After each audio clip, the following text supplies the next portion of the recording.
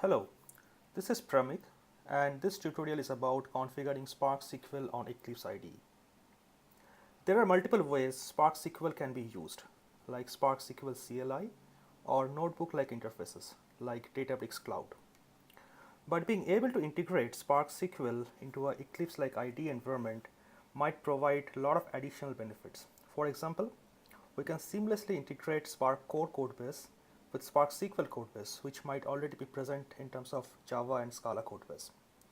Also, this can provide very easy version controlling, debugging, and production deployment mechanism, being able to use the native IDE features. So in short, this can provide seamless continuous development environment. For my demonstration purpose, I'm going to use Spark Core 2.0, Spark SQL 2.0, and I'm also going to use an additional package, Spark CSV 210, and I have SBT 013. Now I want to quickly demonstrate that you can download the latest version of Spark from the Spark homepage, the project page, and the latest version was released on November 14th, which is 2.0.2. This is my Eclipse IDE, and this is my pom.xml file, where I have defined my dependencies, like the version of my Spark core, version of my Spark SQL, and the dependency required for my CSV import. So this place need to be updated on a regular interval if we want to use the latest and greatest version of Spark APIs. But before going any further, I would like to quickly revisit some of the basic concept about Spark SQL. Like what is a data set and how that is different from a data frame.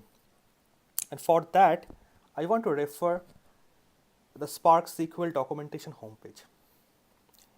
So as per the documentation homepage, a data set is a distributed collection of data. Dataset is a new interface added in Spark 1.6 that provides the benefits of RDDs. And a data frame is a data set organized into a named column. It's conceptually equivalent to a table in a relational database. This particular concept is important because next I'm going to create data frames and then I'm going to register those data frames as tables so that I can do my SQL operation on top of the tables. The way I create data frame is by case class. In this particular example, I'm playing with tennis records, and specifically here I'm dealing with ATP 2015 dataset. I've already downloaded some ATP result and did some data cleaning operation and stored two CSV files as ATP dimension and ATP fact. In this particular case class called ATP, I'm defining my column names and their particular data types. So as you can see, I'm defining a bunch of dimension values here, like tournament date, winner country, and etc. Similarly, I have another case class called ATP fact. This particular case class has some matching columns like tournament name, tournament date, which later I will use as my join columns. But also this particular class has additional values like number of winner aces or number of winner double faults and some of the other major values. Few things to remember here. First of all, the physical files has to be present in the Spark environment.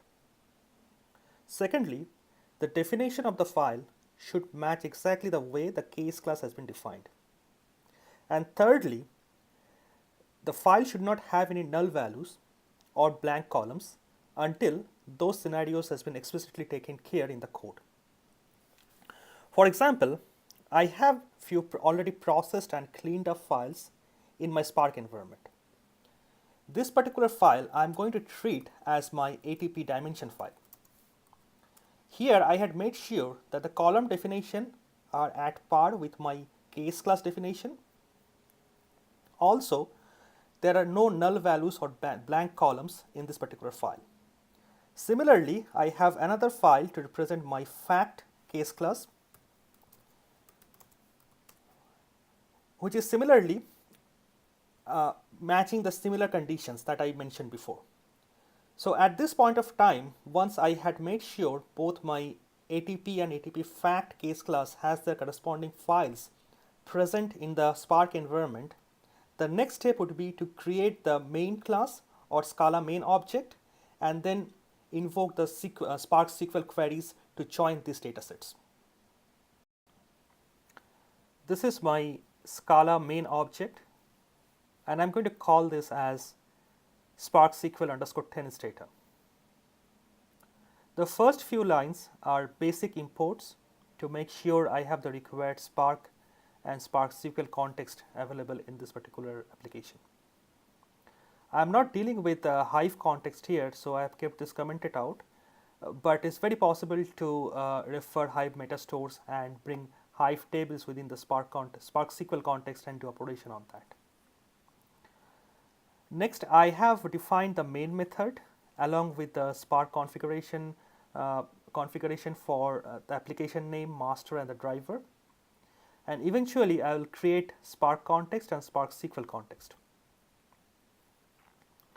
Once I have the Spark SQL context available, the next steps are to refer the CSV file, which I have already demonstrated before, and then split the file based on the comma values using a map operation, and eventually apply the case class, which I have referred as ATP, on the parsed flat file to get the column value out of it.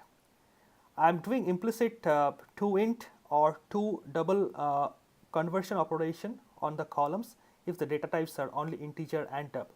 I am keeping it as is if the data types are string.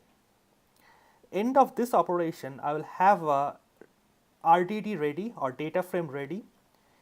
So I am assigning the value in a variable called ATP RDD 2015. So at this point of time, I have the available RDD or data frame which I can assign as a registered temp table. So the next line is I am creating a table namespace called tennis 2015. So here tennis 2015 is a namespace or table space which is exactly equivalent to RDBMS table. So I am allowed to do a SQL operation on top of this particular table namespace. So next examples are my SQL examples. I am doing very standard and normal SQL on top of tennis 2015. My objective here is to figure out which country has won how many matches for the entire ATP 2015 tournament. So let's go ahead and run this query and see which country has won how many matches.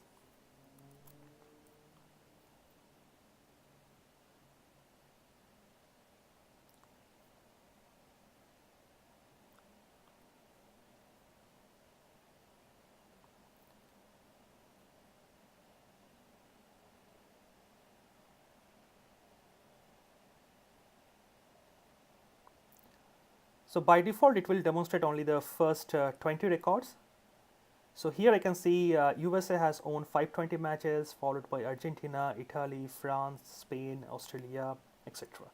So my query is working fine. I can perform any standard SQL operation on this dataset. Now the next example is doing exactly similar operation on my fact data source. So I am going to perform the exact similar operation. The only difference is here I am referring to ATP underscore fact case class. If you remember earlier, I have referred ATP case class. That's the difference, and of course the number of columns are different. So this part is different. I have to take care specifically depending on the fact data set or the columns of the data set. But apart from that, end of the operation, I will have a table space called tennis fact 2015, which is equivalent to RDBMS table. So I'm allowed to do SQL operation on top of that. So here my objective is to figure out what are the proportion of right-handed players versus left-handed players. So my expectation is there should be more number of right-handed players with compared to left-handed players. So Here is the query. I am not really focusing to tune it right now, so this is not the very well tuned query, but this works. So if I go ahead and run my job and see uh, number of right-handed players versus number of left-handed players, so this will probably give me that result.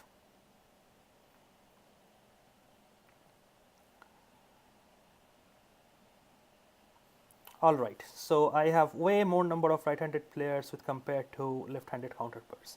So the data looks good, and this is actually an accurate data set. So let's go ahead and comment this query, and let's explore how do I join two data set in SparkSQL. So in this example, I'm going to join my ATP fact and ATP dimension data. Again, this is a ANSI standard queries. So the ANSI standard join works here. I'm going to join based on my tournament name, and also I'm going to order it by. So here my objective is I want to find the correlation between the age of a tennis player and the duration they have played. My objective is to figure out whether is there any correlation exists between the age of a player and the duration they are playing on an average.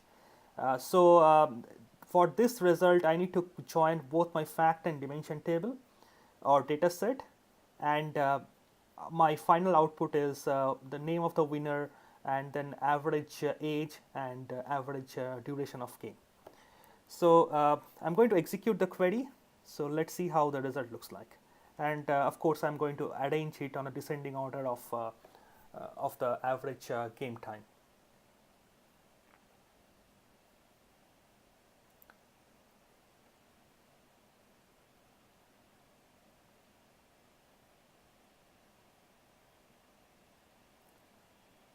This is a correlated query, so it's going to take a little longer. Okay, so this is my result set. I have the name of the winner, the average age or the age of the winner, and the average game duration time. And this is ordered by the duration time.